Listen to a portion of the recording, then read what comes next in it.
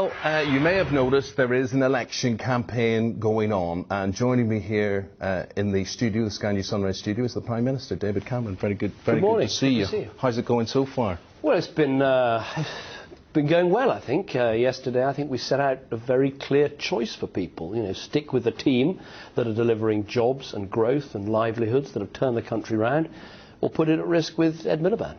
Well, you see, there you go again. I mean, you had that... you like your cricket, don't you? I do. You like your cricket.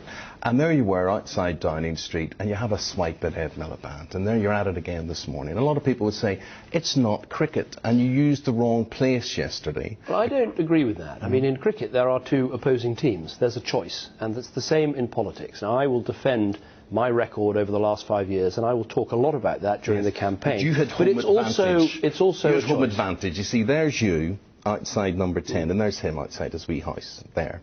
And you look all grand and prime ministerial and whatever. And a lot of people are saying, you know, Ed should have a right of reply there to do that. A lot of people are also saying, if you want to get personal with them, why didn't you do it head to head? Why didn't you do it in the first Well, we've done debate? 146 Prime Minister's questions, I think, together.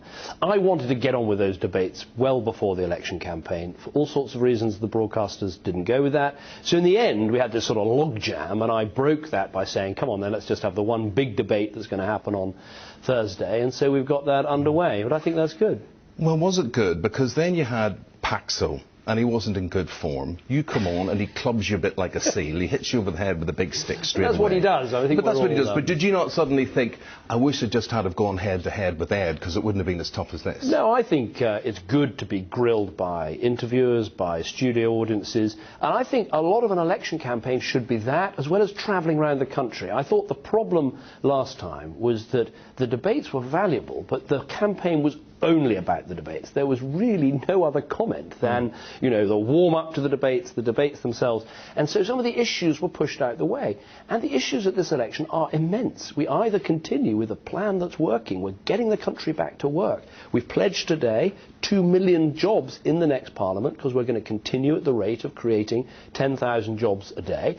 And we believe we've got the way of doing that because of the way we've encouraged business to come here, we've made Britain a great place to invest. Those are the issues I want to talk about, rather than simply talk about performances in a TV debate. They're all E issues, aren't they? You're high on E's, as it were. You've got the economy, you've got wouldn't put it that way. And you've got Ed. It's all the E's. Well, the point about the economy and employment is, without a strong economy, all the other things we want to achieve in politics, the strong health service, better schools for our children, building more homes for young people to buy and own, those things aren't possible unless you have the bedrock of the strong economy. And that's why I will be reminding people in this campaign, 5 years ago when I first walked through that black door, you know, people were wondering, would Britain be able to pay its debts? Were we going to be able to get out of the economic mire we were in? Would we be able to create jobs again? We've answered those questions, and my message is very clear. Stick to the plan. It isn't finished yet, and we need to see it through. But yes, you're right, it isn't finished yet, because you weren't banking on a coalition then. Are you banking on a coalition now? I'm not. We are 23 seats short. I've got to be able to say that without getting my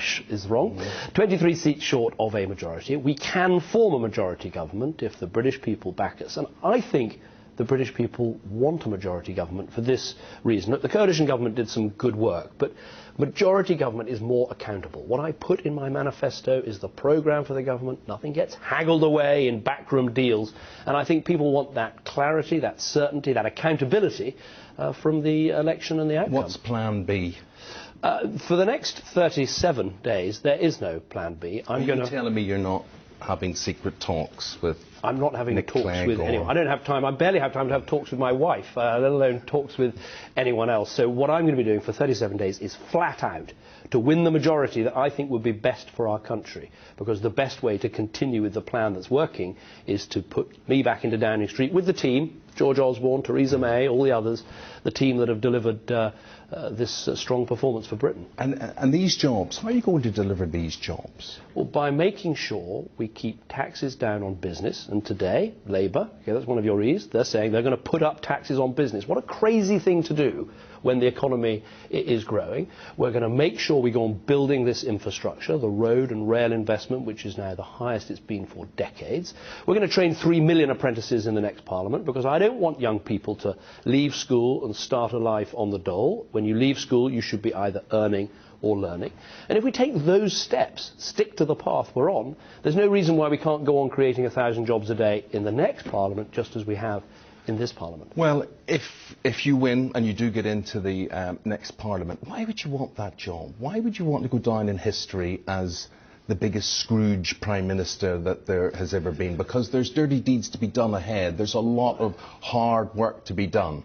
Well, I didn't come into politics to, be someone who had to make lots of cuts and reductions. But that is, you become Prime Minister and you have to do the job that needs to be done. When I became Prime Minister in 2010, Britain was on the brink. We had a budget deficit forecast to be bigger than Greece's, and we needed to take responsibility. And I wanted to get our deficit down without putting up taxes for hard-working people. And we can show clearly how we do that in the next Parliament, and that's about being responsible. Why can't you show us clearly now? Why can't you tell us now how you're going to make those cuts? Is it because the medicine is just too horrible to swallow? No, the medicine is the way I describe it, is that we need to, for 2 more years, do what we've done for the last 5, which is find £1 out of every 100 the government spends and save it. And the choice at this election, if you simplify it really, is do you want to find that £1 saving out of every 100, which families and businesses up and down the country have had to do, or do you want to scrap that plan and put up taxes or borrow more instead? That's really the choice. I think we can find that £1 out of every 100. In this Parliament, we found £20 billion of savings just by making government more efficient, making sure the IT systems worked, that property wasn't bought at bad rates, proper efficiency, like businesses do, like Sky does every year. We also found 20 billion of welfare savings in this Parliament by taking difficult decisions, making sure work always paid, and we need to go on making those sorts of decisions in the next Parliament. But again, it's a choice. You either say, yes, let's reform welfare and reduce the costs, or let's scrap that and put up taxes. And that's the alternative. The other decision that you've come up with is that if successful, you wouldn't stand for a 3rd term. How big an influence was your wife and family on that? It wasn't about that. I just gave a straight answer to a straight question, which is I've always believed in serving a full 2nd term. I've said that many times, but I thought what follows from that is if you want to serve a full 2nd term, you might as well be clear about a 3rd term. And I want people to know the sort of person I am. I think political leadership is vital. I believe I'm halfway through the job that I want to do for our country. But I think after that, no one should think they're indispensable. I'm not saying all, as I put it, all Prime Ministers go mad or necessarily go mad at the same rate, but I think there is a time when it's good to see some fresh legs.